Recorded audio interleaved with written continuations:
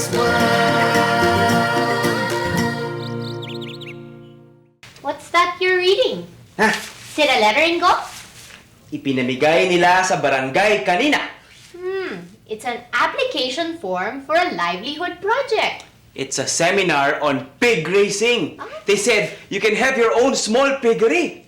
But why do you have two application forms? I can give the other one to my mother so she can apply too. That's nice. And you know what? What? They said once an application is approved, they will give away 2 piglets to each applicant to start with. Wow. So, what's your plan? Are you applying for it? Yes, I know I can take care of 2 piglets that they will give away. May I see the application? Thank you. So I have 2 piglets. Then they will become 4. Then they will become 6. And then they will become 8 Ingo, and 16, Ingo, 30. Maybe you should fill out the application form first before you start counting your pigs. Yes, I will fill out the form. Okay.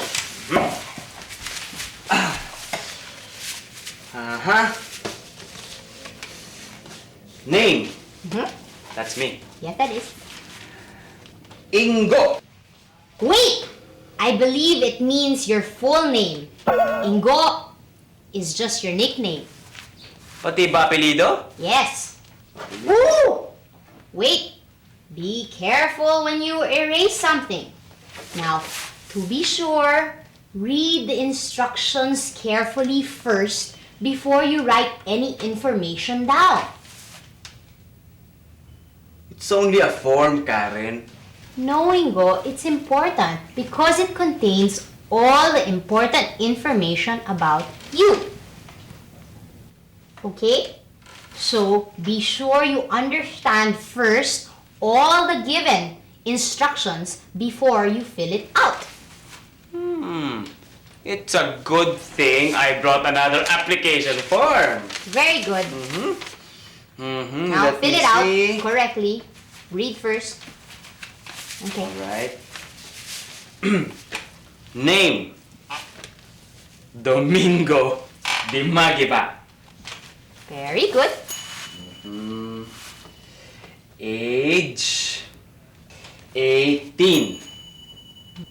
Date of birth June 24, 2002. Wait! You have to put the year you were born, Ingo. 1984. Very good. So many things to fill out. Well, you can't leave any blanks, Ingo. You have to fill out the form completely. Ooh. I think I'll have to look for my mother so she can fill out her own application form. That's a good idea. Let's go. Let's go. Let's go. Bring all the forms. All right. Bring the pen. Come on.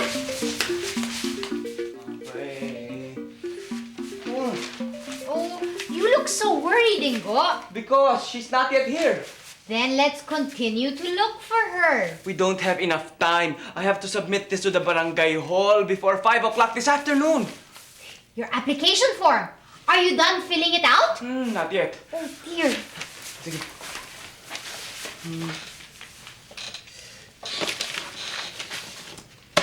Place of birth.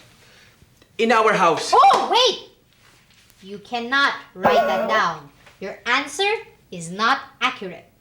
The information you place when filling out a form should be correct. What do you mean? I was really born in our house. I know!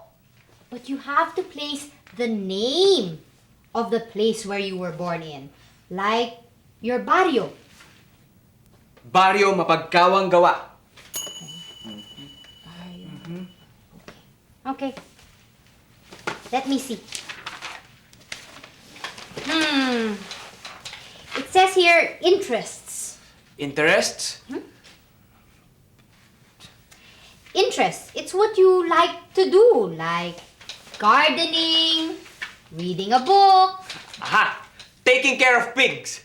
What? Ingo, as far as I know, you have never taken care of a single pig yet. Yun na lang. Para isipin nila, mahilig talaga akong mag-alaga ng baboy. Ingo! Wait. You cannot write that. Because you know, I know, we know, that is not true.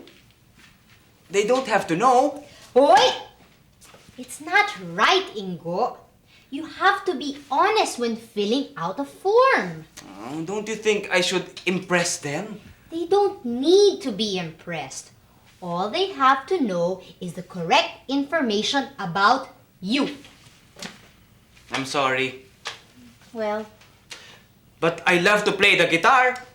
And I love to sing. okay. Leron, leron, Wait. Buko Wait, na- whoa! Buko na- We should finish filling out the form first. And then we look for your mother. And then only after that, we will sing. All right. Okay? Okay. Okay. Age, dress, name, Domingo Di Magiba. Correct. Date of birth, June 24, 1980. 4. Place of... Karen, Nay! Ingo! Ah. I've been looking for you. Nay! Mano po? Where have you been? Galing ako sa palengke. Kanina ko pa rin kayo hinahanap eh. I got you an application form for a livelihood project. Oh, an application form. Ah. Thank you, Ingo. You're so thoughtful. You said you were also looking for me? Ay, oo nga pala. Napagkasunduan kasi na dito sa baryo natin magtayo ng kooperatiba. Here, I've got this application form for you. Aba! Oh. You got me an application form for membership. Thank you, Nay. Thank you. Hey, this is a good project. You can use it on your livelihood project, Ingo. You're right, Karen. I can use this to apply for additional capital for my piggery. Only, this looks a bit different. This application form. But it asks for the same information. Why is that? So that they can identify you from the rest. There may be somebody out there who has the same name as yours. Kapangalan ko? Who knows? The other information you give will prove who you really are. I will fill out this application form then. Excuse me, Ingo. Don't you think it's time to submit the forms? It's almost 5 o'clock. Nay, ganito. Ganito ang gagawin natin, ha? I will fill out this application form for you and you give me the details I don't know.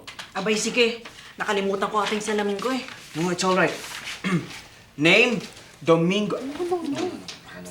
Shh, relax, relax. Aurora Di Magiba. Yes. Age, 16. Yeah. 42. Bata pa. 42. Address...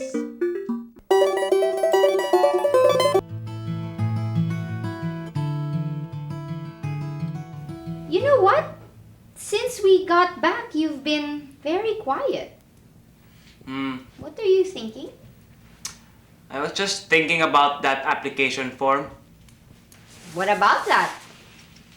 That it takes responsibility to fill out any application form. That is correct. It requires honesty and accuracy. I'm glad you realize that, Ingo. Carrots were